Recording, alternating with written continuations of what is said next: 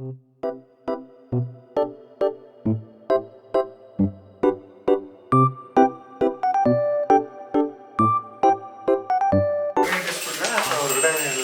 ಇಡೋದು ಜಾಗ ಇದೆಯಾ? ಎಲ್ಲಿ ಜಾಗ ಮಾಡಿದ್ದೀರಾ? ಇಡಂಗಿದ್ರೆ ಇಡು. ಎಷ್ಟು ದಿನ ಇಲ್ಲಿಡ್ತೀರಾ? ಅದಕ್ಕೆ ನಾವು ಹೊರಗಡೆ ನಮ್ಮದು ಆ ಉದ್ದದ್ದು ಬಿಲ್ಡಿಂಗು ಒಂದೆರಡಿದ ಎರಡು ಮೂರು ಏನೋ ಒಟ್ಟು ಎರಡು ಎಲ್ ಶೇಪ್ದು. ಅದು ಒಂದೇ ಕಳಿಸಿದ್ದಾರೆ. ಒಂದರಲ್ಲೇ ಇದೆಯಾ ನೋಡಿ. ಪ್ಯಾಕ್ ಏನು ಮಾಡಿಲ್ವಾ? ಇಲ್ಲ ಮಾಡಿಲ್ಲ. ಹಲೋ ಸ್ನೇಹಿತರೆ, good morning, welcome back to my channel. ಬೆಳಗ್ಗೆನೇ ವ್ಲಾಗ್ ಸ್ಟಾರ್ಟ್ ಮಾಡ್ತಾ ಇದ್ದೀನಿ. ನಾನು ಇನ್ನು ತಿಂಡಿ ಪ್ರಿಪೇರ್ ಮಾಡ್ತಾ ಇದ್ದೆ. ಅಷ್ಟೊತ್ತಿಗೆ ಈ ಟ್ರಾನ್ಸ್ಪೋರ್ಟೇಷನ್ನಲ್ಲಿ ನಮ್ಮ ಐಟಮ್ಸ್ಗಳು ಬಂತು. ಇದೇನು ಅಂತ ನೀವು ನೋಡ್ತಾ ಇದ್ರೆ, ಈಗ ರಾಜೇಶ್ ಕೈಯಲ್ಲಿ ಇಟ್ಕೊಂಡಿರೋದು ಎಲ್ ಆ್ಯಂಗಲ್ದು ಒಂದು ಬೀಡಿಂಗ್ ಅಂತಾರ, ಸ್ಟೀಲ್ ಒಂದು ಗೋಲ್ಡ್ ಕಲರ್ಸ್ ಇರುತ್ತೆ, ಅದು ಕಾರ್ನರ್ಸ್ಗೆ ಹಾಕೋದಂತೆ. ಸೊ ಆ ಥರದ್ದು ನಾವು ಎರಡು ತರಿಸಿದ್ವಿ, ಒಂದೇ ಒಂದು ಬಂದಿದೆ. ಇದು ನಾವು ಫಸ್ಟ್ ಟೈಮ್ ಈ ಥರ ತರಿಸ್ತಾ ಇರೋದು. ಇದೆಲ್ಲ ಬಂದಿರೋದು ಮೈಸೂರಿಂದ. ನಾವು ಮೊನ್ನೆ ಹಬ್ಬಕ್ಕೆ ಅಂತ ಹೋದಾಗ ಅಲ್ಲಿ ಶಾಪಿಂಗ್ ಮಾಡಿದ್ದು. ಅದನ್ನು ಟ್ರಾನ್ಸ್ಪೋರ್ಟೇಷನಲ್ಲಿ ಹಾಕ್ತೀವಿ ಅಂತ ಹೇಳಿದರು. ಸೊ ಎಲ್ಲನೂ ಬಿಲ್ ಮಾಡಿಸಿ ದುಡ್ಡು ಕಟ್ಬಿಟ್ಟು ಬಂದಿದ್ವಿ. ಇದು ಆರ್ಟಿಫಿಷಿಯಲ್ ಗ್ರಾಸ್ ಬರುತ್ತಲ್ವಾ, ಅದ್ರ ಜೊತೆ ಗಮ್. ಇದು ನಾವು ಸಿಲಿಕಾನ್ ಗಮ್ ತೊಗೊಂಡಿದ್ವಿ. ಈ ಆರ್ಟಿಫಿಷಿಯಲ್ ಗ್ರಾಸ್ನ ಕೂಡ ಅಂಟಿಸ್ಬೋದಂತೆ. ನಾವೇನೀಗ WPC and PVC, charcoal, fluted panels and ಲೂವರ್ಸ್ನ ತರಿಸಿದ್ದೀವಿ. ಅದನ್ನು ಕೂಡ ಇದರಲ್ಲೇ ಅಂಟಿಸ್ಬೋದಂತೆ. ಇದರಲ್ಲಿ ಕೂಡ ಎರಡು ಥರ ಗಮ್ ಬರುತ್ತಂತೆ. ನಾವು ನೋಡಿದ್ದೇ ಬೇರೆ, ಇಲ್ಲಿ ಕಳಿಸಿರೋದೇ ಬೇರೆ. ಅದಕ್ಕೆ ನಮಗೆ ಇಲ್ಲಿ ನೋಡಿದ್ರೆ ಒಂದು ಕಡಿಮೆ ಬಂದಿದೆ, ಇಲ್ಲಿ ನೋಡಿದ್ರೆ ಇನ್ನೂ ಒಂದು ಯಾವುದೋ ಬೇರೆ ಕಳಿಸ್ಬಿಟ್ಟಿದ್ದಾರೆ. ಏನಿದು ಅಂತ ಭಯ ಶುರು ಆಗ್ಬಿಟ್ಟಿತ್ತು. ಫಸ್ಟ್ ಟೈಮ್ ನಾವು ಈ ಥರ ಹೊರಗಡೆಯಿಂದ ತರಿಸಿರೋದು. ಇಲ್ಲಾಂದರೆ ಇಲ್ಲೇ ಹೋಗಿ ತೊಗೊಂಡು ಬಂದುಬಿಡ್ತಿದ್ವಿ. ನಮ್ಮ ಇಂಟೀರಿಯರ್ಸ್ ಏನು ವರ್ಕ್ ಮಾಡಿಸಿದ್ವೋ ಅದು ಅವ್ರಿಗೇ ಹೇಳ್ಬಿಟ್ಟಿದ್ವಿ, ಮಟೀರಿಯಲು ನಿಮ್ಮದೇ, ಲೇಬರು ನಿಮ್ಮದೇ, ಎಲ್ಲ ಸೇರಿ ಹೇಳಿ ಅಂದ್ಬಿಟ್ಟು. ಅದಾದಮೇಲೆ ನಾವು ಇವಾಗಲೇ ಇಂಟೀರಿಯರ್ಗೆ ಕೈ ಹಾಕಿರೋದು. ಸೊ ನಾವು ಇಲ್ಲಿ ನೋಡಿದ್ವಿ, ಸ್ವಲ್ಪ ಕಾಸ್ಟ್ಲಿ ಅನ್ನಿಸ್ತು. 2-3 ಅಂಗಡಿ ನೋಡಿದ್ವಿ, ಕಾಸ್ಟ್ಲಿ ಅನ್ನಿಸ್ತು. ನಾವು ಸರಿ ನಿಮ್ಮದೇ ಮಟೀರಿಯಲ್ ನಿಮ್ಮದೇ ಲೇಬರ್ ಅಂತ ಹೇಳಿದ್ರು ಕೂಡ ಅದು ಕಾಸ್ಟ್ಲಿ ಆಯಿತು. ಅದಕ್ಕೆ ನಾನು ಸ್ವಲ್ಪ ಸರ್ಚ್ ಮಾಡಬೇಕಾದ್ರೆ ಮೈಸೂರ್ದು ಅಂಗಡಿಯಲ್ಲಿ ಸ್ವಲ್ಪ ಕಡಿಮೆ ಸಿಗುತ್ತೆ ಅಂತ ಗೊತ್ತಾಯಿತು. ಟ್ರಾನ್ಸ್ಪೋರ್ಟೇಷನ್ದು ಎಲ್ಲ ಸೇರಿಸ್ಕೊಂಡೇ ಕಡಿಮೆ ಬೀಳುತ್ತೆ ಅಂತ ಗೊತ್ತಾಯಿತು. ಅಲ್ಲಿಂದ ತರಿಸಿದ್ವಿ. ಇದು ಒಂದೊಂದಕ್ಕೆ 250 ರುಪೀಸು. ಸರಿ, ಇದೊಂದು ಮತ್ತು ಅದೊಂದು ಕೇಳಬೇಕು.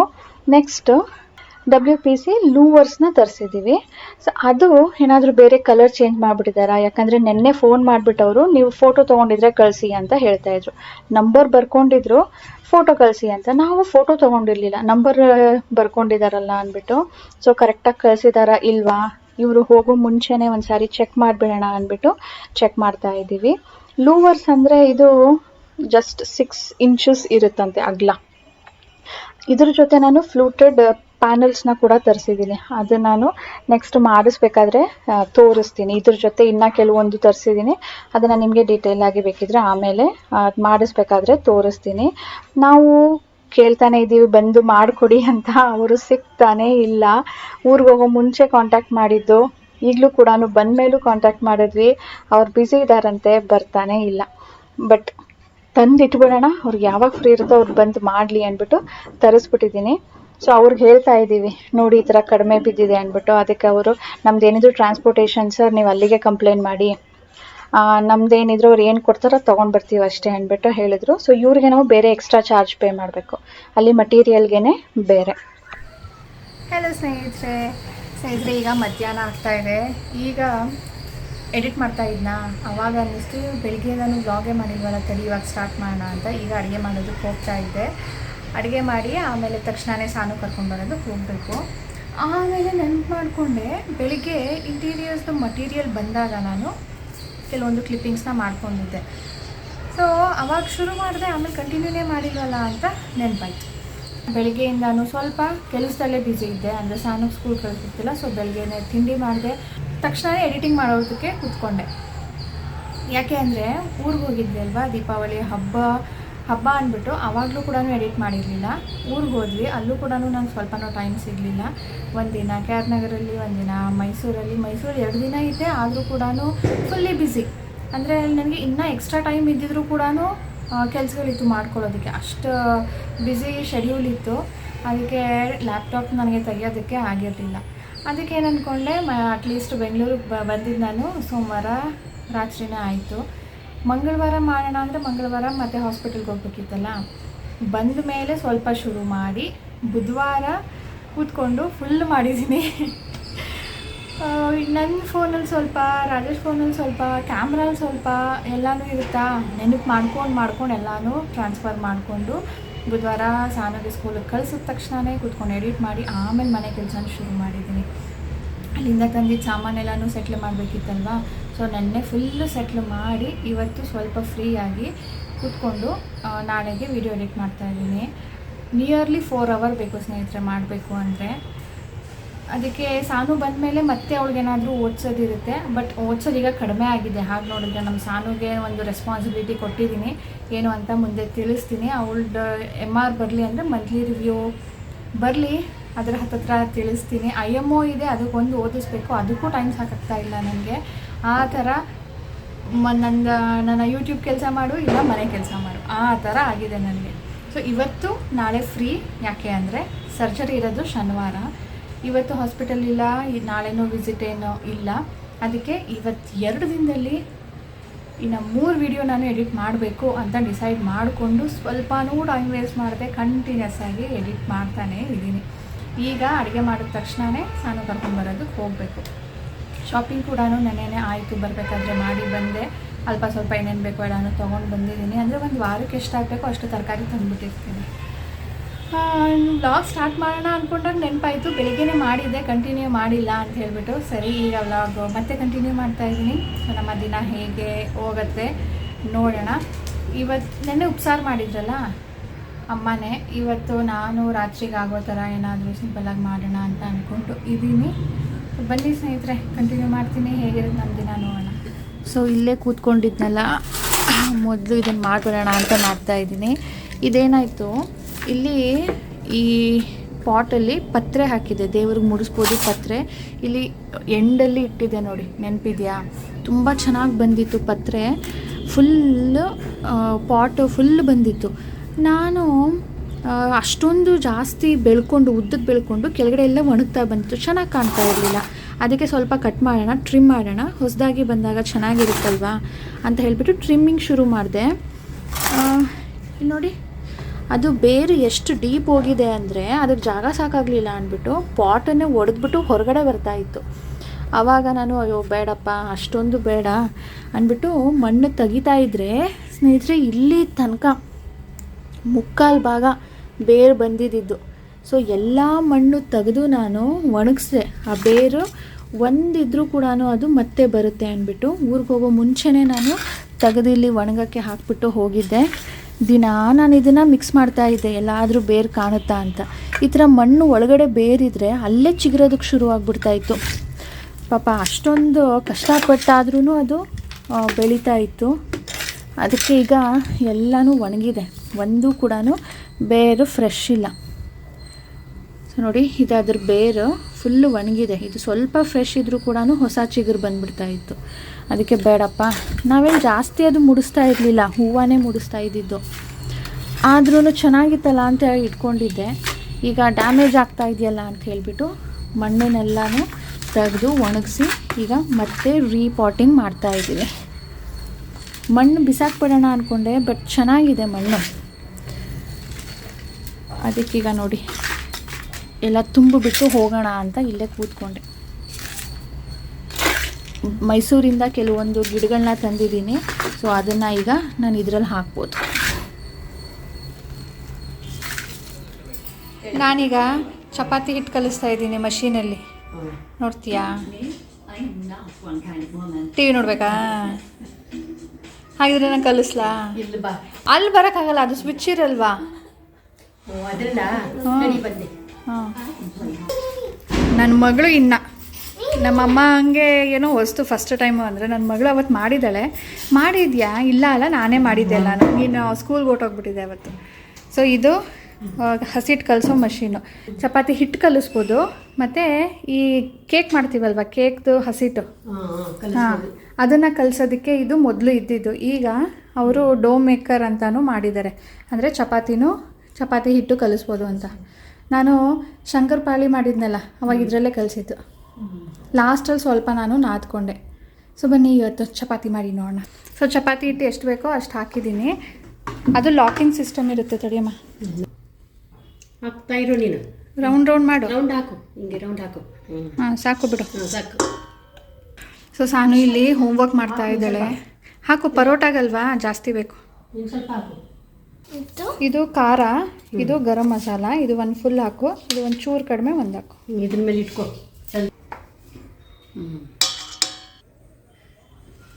ಸೊ ನುಗ್ಗೆ ಸೊಪ್ಪನ್ನ ಪರೋಟ ಮಾಡ್ತಾ ಇರೋದು. ಇಡು. ಸಾನುನೇ ಆನ್ ಮಾಡಬೇಕಂತೆ. ನಾನು ಸ್ವಲ್ಪ ನೀರು ಹಾಕೋ ಮುಂಚೆ ಹಾಗೇನೆ ಡ್ರೈನೇ ತಿರುಗಿಸ್ತಾ ಇದ್ದೀನಿ. ಮಿಕ್ಸ್ ಮಾಡೋದು. ಎಷ್ಟು? ಒಂದಕ್ಕೆ ಇಡು ಸಾಕು. ಈ ಒಂದಕ್ಕೆ ಇದು ಒಂದಕ್ಕೆ.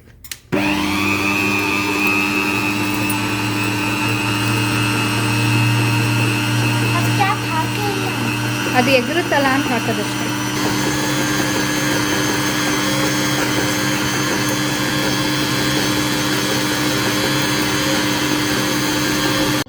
ಸ್ನೇಹಿತರೆ, ಇದು ಅಗಾರೋ ಅವರ ಡೋ ಮೇಕರ್. ಇದರಲ್ಲಿ ಕೇಕ್ ಬ್ಯಾಟರ್ ಆಗಿರ್ಬೋದು, ವಿಪ್ ಕ್ರೀಮ್ ಆಗಿರ್ಬೋದು, ಈ ಥರ ಚಪಾತಿ ಹಿಟ್ಟಾಗಿರ್ಬೋದು ಕಲಿಸ್ಕೊಳ್ಬೋದು. ಕೈ ನೋವು ಯಾರಿಗೆ ಇರುತ್ತಲ್ವಾ, ಆ್ಯಂಡ್ ಜಾಯಿಂಟ್ ಫ್ಯಾಮಿಲಿ ತುಂಬ ಜನ ಇರ್ತಾರೆ, ದಿನ ಚಪಾತಿ ಮಾಡಬೇಕು ಅನ್ನೋರು ಇದನ್ನು ಕಂಫರ್ಟಬಲ್ ಆಗಿ ಯೂಸ್ ಮಾಡ್ಕೊಳ್ಬೋದು. ಇದರ ಲಿಂಕ್ ನಾನು ಡಿಸ್ಕ್ರಿಪ್ಷನಲ್ಲಿ ಇಟ್ಟಿರ್ತೀನಿ, ಚೆಕ್ ಮಾಡಿ ಸ್ನೇಹಿತರೆ, ಇಂಟ್ರೆಸ್ಟ್ ಇದ್ರೆ.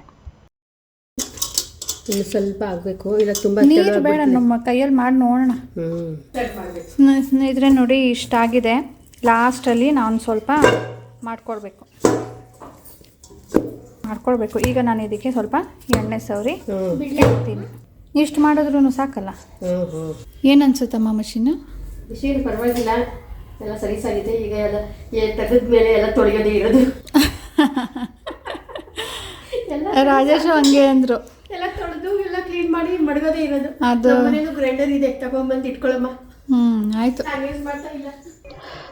ಪರೋಟಾಗೆ ಕಲಸಿಟ್ಬಿಟ್ಟು ಇನ್ನು ಟೈಮ್ ಇದೆ ಅಂತ ಹೇಳಿ ನಾನು ಮೆಂತ್ಯ ಮುದ್ದೆಗೆ ರೆಡಿ ಮಾಡ್ಕೊಳ್ತಾ ಇದ್ದೀನಿ. ಹಬ್ಬದ ಟೈಮಲ್ಲಿ ನಾನು ಇದಕ್ಕೆಲ್ಲ ಏನೆಲ್ಲ ಬೇಕು ಅಂತ ತರಿಸಿ ಇಟ್ಟಿದ್ದೆ.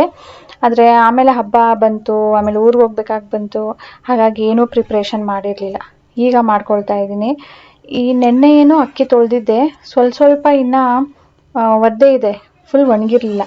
ಅದಕ್ಕೆ ಸ್ವಲ್ಪ ಬಿಸಿ ಮಾಡ್ಕೊಳ್ತಾ ಇದ್ದೀನಿ. ಇದ್ರ ಜೊತೆ ಗೋಧಿ ಕೂಡ ಸ್ವಲ್ಪ ಬಿಸಿ ಮಾಡ್ಕೊಳ್ತೀನಿ. ಮೆಂತೆ ಕೂಡ ಹುರ್ಕೊಂಡು ಆಮೇಲೆ ಇದನ್ನು ಬೀಸೋಕ್ಕೆ ಕಳಿಸ್ತೀನಿ.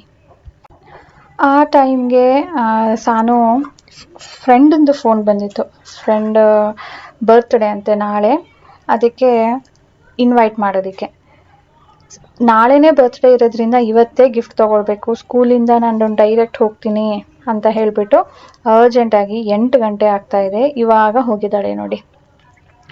ಏನು ಕೊಡಲಿ ಅದೊಂದು ಕನ್ಫ್ಯೂಷನ್. ಒಂದು ಕಡೆ ಸ್ಟೇಷನರೀಸ್ ಕೊಡು ಅಂದರೆ, ಇಲ್ಲ ಮಮ್ಮ ಸ್ಟೇಷನರೀಸ್ ಎಲ್ಲನೂ ಇದೆ ಅವಳ ಹತ್ರ, ಡೈರಿನೂ ಇದೆ, ಅದಿದೆ ಇದಿದೆ, ಅದೆಲ್ಲ ಬೇಡ ಅಂದ್ಕೊಂಡು ಜ್ಯುವೆಲ್ರಿ ಐಟಮ್ಸ್ ನೋಡಿದ್ಲಂತೆ.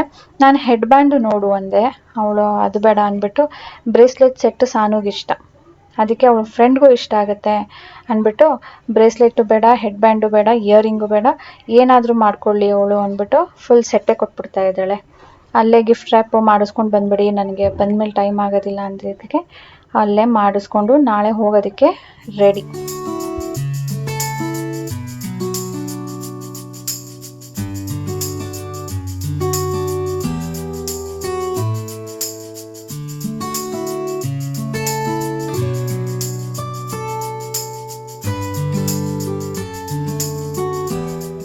ಚಪಾತಿ ಮಾಡಬೇಕಾದ್ರೆ, ಪರೋಟ ಮಾಡಬೇಕಾದ್ರೆ ನಾನು ವಿಡಿಯೋ ಮಾಡಲಿಲ್ಲ.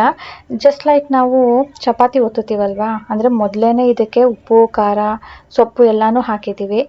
ಅದಕ್ಕೆ ಒತ್ಬಿಟ್ಟು ನೀಟಾಗಿ ತೆಳ್ಳಕ್ಕೆ ಸ್ವಲ್ಪ ಈರುಳ್ಳಿ ಉದುರಿಸಿದ್ದೀನಿ. ಇದು ಈರುಳ್ಳಿ ನಾನು ಹುರಿದಿಲ್ಲ, ಹಾಗೆ ರಾ ಈರುಳ್ಳಿನ ಸಣ್ಣದಾಗಿ ಹೆಚ್ಕೊಂಡು ಉದುರಿಸ್ಬಿಟ್ಟು ಎಣ್ಣೆ ಹಚ್ಬಿಟ್ಟು ಅದನ್ನು ಮಡಚಿ ಮತ್ತೆ 3 ಫೋಲ್ಡ್ ಮಾಡಿಬಿಟ್ಟು ಮತ್ತೆ ಒತ್ಬಿಟ್ಟು ಅದನ್ನು ಎಣ್ಣೆ ಹಾಕಿ ಸುಟ್ಟಿರೋದು. ಆಮೇಲೆ ಇದಕ್ಕೆ ಬೆಣ್ಣೆ ಹಚ್ತಾ ಇದ್ದೀನಿ. ಬೆಣ್ಣೆ ಜೊತೆನೂ ತಿನ್ಬೋದು, ಆದರೆ ಸ್ವಲ್ಪ ಉಪ್ಪು ಖಾರ ಬೇಕು ಅನ್ನೋ ಆಗಿದ್ರೆ ಸ್ವಲ್ಪ ಮೊಸರಿಗೆ ಸ್ವಲ್ಪ ಉಪ್ಪು ಸ್ವಲ್ಪ ಖಾರ ಮಿಕ್ಸ್ ಮಾಡಿ ತಿಂದರೆ ಇದಕ್ಕೆ ಗೊಜ್ಜು ಚಟ್ನಿ ಎಲ್ಲ ಕಾಂಬಿನೇಷನ್ನೇ ಅಲ್ಲ, ಇದೇ ಕಾಂಬಿನೇಷನ್ನು. ಆ್ಯಂಡ್ ಈಗ ನಾನು ನಿಮ್ಮ ಜೊತೆ ಒಂದು ಚಿಕನ್ ಐಟಮ್ನ ಶೇರ್ ಮಾಡ್ತೀನಿ. ಇದು ಮಕ್ಕಳಿಗೆ ತುಂಬಾ ಇಷ್ಟ ಆಗುತ್ತೆ, ದೊಡ್ಡವ್ರಿಗೂ ಕೂಡ. ಈಗ ನಾನು ಮಶ್ರೂಮ್ ಪೆಪ್ಪರ್ ಡ್ರೈ ಮಾಡ್ತೀನಲ್ಲ, ಆ ಥರ ಚಿಕನ್ ಪೆಪ್ಪರ್ ಡ್ರೈ ಮಾಡ್ತಾ ಇದ್ದೀನಿ. ಇದು ಚಿಕನ್ ಪೆಪ್ಪರ್ ಡ್ರೈನ 2 ರೀತಿಯಲ್ಲಿ ಮಾಡ್ಬೋದು. ಡೈರೆಕ್ಟ್ ಬೇಯಿಸ್ಬಿಟ್ಟು ಒಗ್ಗರಣೆ ಕೊಟ್ಟು ಬೇಯಿಸ್ಬಿಟ್ಟು ಆಮೇಲೆ ಅದಕ್ಕೆ ಪೆಪ್ಪರ್ ಪೌಡರ್ನ ಉದುರಿಸೋದು. ಇವತ್ತು ನಾನು ಫ್ರೈ ಮಾಡಿಬಿಟ್ಟು ಆಮೇಲೆ ಇದಕ್ಕೆ ಒಗ್ಗರಣೆ ಕೊಡ್ತೀನಿ. ಆಗ ಏನಾಗುತ್ತೆ, ಸ್ವಲ್ಪ ಟೇಸ್ಟ್ ಚೇಂಜ್ ಆಗುತ್ತೆ, ರೆಸ್ಟೋರೆಂಟ್ ಸ್ಟೈಲಲ್ಲಿ ಬರುತ್ತೆ ಇದು. ಈಗ ನಾನು 2 ಸ್ಪೂನು ಕಾರ್ನ್ಫ್ಲೋರ್, 2 ಸ್ಪೂನು ಮೈದಾ ಹಾಕ್ಕೊಂಡೆ. ಮೈದಾ 1 ಸ್ಪೂನ್ ಹಾಕ್ಕೊಂಡು ಕಾರ್ನ್ಫ್ಲೋರ್ನೇ ಜಾಸ್ತಿ ಹಾಕ್ಕೊಂಡ್ರೆ ಒಂಥರ ಕ್ರಿಸ್ಪಿಯಾಗಿ ಚೆನ್ನಾಗಿ ಬರುತ್ತೆ. ಒಂದು ಥಿಕ್ ಲೇಯರ್ ಕೂಡ ಫಾರ್ಮ್ ಆಗುತ್ತೆ. ಇದಕ್ಕೆ ನಾನು ನೀರೆಲ್ಲ ಏನೂ ಹಾಕಿಲ್ಲ. ಜಸ್ಟ್ ಚಿಕನ್ಗೆ ನಾನು ಸ್ವಲ್ಪ ಉಪ್ಪು ಖಾರ ಹಾಕ್ಬಿಟ್ಟು ಮಧ್ಯಾಹ್ನನೇ ಎತ್ತಿಟ್ಬಿಟ್ಟಿದ್ದೆ. ಈಗ ಅದಕ್ಕೆ ಫ್ಲೋರ್ ಹಾಕ್ಬಿಟ್ಟು ಚೆನ್ನಾಗಿ ಅಂಟ್ಕೊಳ್ಳೋ ಥರ ಮಾಡಿದ್ದೀನಿ, ನೀರು ಹಾಕಿಲ್ಲ. ಇದನ್ನು ಮ್ಯಾರಿನೇಟ್ ಮಾಡಿ ಇಡಬೇಕು ಅಂತೇನಿಲ್ಲ, ಇನ್ಸ್ಟಂಟಾಗಿ ಕೂಡ ಮಾಡ್ಬೋದು. ಉಪ್ಪು ಖಾರ ಸೇರಿಸ್ಬಿಟ್ಟು ಪೌಡರ್ ಹಾಕ್ಬಿಟ್ಟು ಮಿಕ್ಸ್ ಮಾಡಿಬಿಟ್ಟು ಎಣ್ಣೆಯಲ್ಲಿ ಶಾಲೋ ಫ್ರೈ ಮಾಡ್ತಾ ಇದ್ದೀನಿ. ಡೀಪ್ ಫ್ರೈ ಮಾಡ್ತಾ ಇಲ್ಲ ನಾನು. ಈ ಶಾಲೋ ಫ್ರೈ ಮಾಡಬೇಕಾದ್ರೆ ಮೀಡಿಯಮ್ ಫ್ಲೇಮ್ ಅಥವಾ ದಪ್ಪ ಉರಿ ಮಾಡ್ಕೊಂಡೇ ಮಾಡಬೇಕು, ಇಲ್ಲಾಂದರೆ ಇದು ನೀರು ಬಿಡೋಕ್ಕೆ ಶುರು ಆಗಿಬಿಡುತ್ತೆ. ಸ್ವಲ್ಪ ಮಿಕ್ಸ್ ಮಾಡ್ತಾ ಮಾಡ್ತಾ ತಳ ಹಿಡಿಯೋಕ್ಕೆ ಬಿಡಬೇಡಿ. ಹಾಗೆಯೇ ಸ್ವಲ್ಪ ಶಾಲೋ ಫ್ರೈ ಮಾಡ್ಕೊಳ್ಳಿ. ಫುಲ್ ಕುಕ್ ಆಗಿದೆ ಅಂದಮೇಲೆ ತೆಗೆದುಕೊಂಡು ಅದೇ ಪ್ಯಾನಲ್ಲಿ ನಾನು ಒಗ್ಗರಣೆ ಕೊಡ್ತಾ ಇದ್ದೀನಿ. ಎಣ್ಣೆ, ಚಿಲ್ಲಿ, ಇದು ಖಾರಕ್ಕೆ ಎಷ್ಟು ಬೇಕೋ ಅಷ್ಟು. ಕರಿಬೇವು ಜಾಸ್ತಿ ಹಾಕಬೇಕು, ಅದ್ರ ಫ್ಲೇವರ್ ಚೆನ್ನಾಗಿ ಬರುತ್ತೆ. ಈರುಳ್ಳಿ ಮತ್ತು ಜಿಂಜರ್ ಗಾರ್ಲಿಕ್, ಇದನ್ನು ಕಟ್ ಮಾಡಿ ಹಾಕ್ಬೋದು, ತುರಿದು ಹಾಕ್ಬಿಡು, ಅಥವಾ ಜಜ್ಜಿ ಕೂಡ ಹಾಕ್ಬೋದು. ಅದು ಸ್ವಲ್ಪ ಹಸಿ ವಾಸನೆ ಹೋಗೋ ತನಕ ಅದನ್ನು ಫ್ರೈ ಮಾಡ್ಕೊಳ್ಬೇಕು.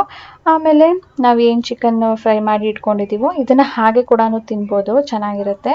ಇದನ್ನು ಸೇರಿಸ್ಬಿಟ್ಟು ಇದಕ್ಕೆ ಪೆಪ್ಪರ್ ಹಾಕ್ತಾಯಿದ್ದೀನಿ. ಪೆಪ್ಪರ್ ಜಾಸ್ತಿ ಬೇಕು. ಅದ್ರ ಜೊತೆ ಸ್ವಲ್ಪ ಹುಳಿಗೆ ಮತ್ತು ಕಲರ್ಗೆ ಸೋಯಾ ಸಾಸ್ ಹಾಕ್ತಾಯಿದ್ದೀನಿ. ಸೋಯಾ ಸಾಸ್ ಇಲ್ಲ ಅಂದರೆ ಲಾಸ್ಟಲ್ಲಿ ಸ್ವಲ್ಪ ನಿಂಬೆಹಣ್ಣನ್ನು ಕೂಡ ಹಿಂಡ್ಕೊಳ್ಬೋದು. ಇಷ್ಟೇ ಸ್ನೇಹಿತರೆ, ತುಂಬ ಸಿಂಪಲ್ ಎಟ್ ಟೇಸ್ಟಿಯಾಗಿರುತ್ತೆ. ಟ್ರೈ ಮಾಡಿ. ಸೊ ಇವತ್ತಿನ ವ್ಲಾಗ್ ಇದರೊಂದಿಗೆ ಎಂಡ್ ಮಾಡ್ತೀನಿ. ಸಿಗೋಣ ಮುಂದಿನ ವ್ಲಾಗ್ನೊಂದಿಗೆ. ಅಂಟಿಲ್ ದೆನ್, ಇವತ್ತಿನ ವಿಡಿಯೋ ಇಷ್ಟ ಆಗಿದ್ರೆ please like, share and without subscribing ನೋಡ್ತಾ ಇದ್ದರೆ ಪ್ಲೀಸ್ ಸಬ್ಸ್ಕ್ರೈಬ್. ಬೈ ಬೈ ಸ್ನೇಹಿತರೆ.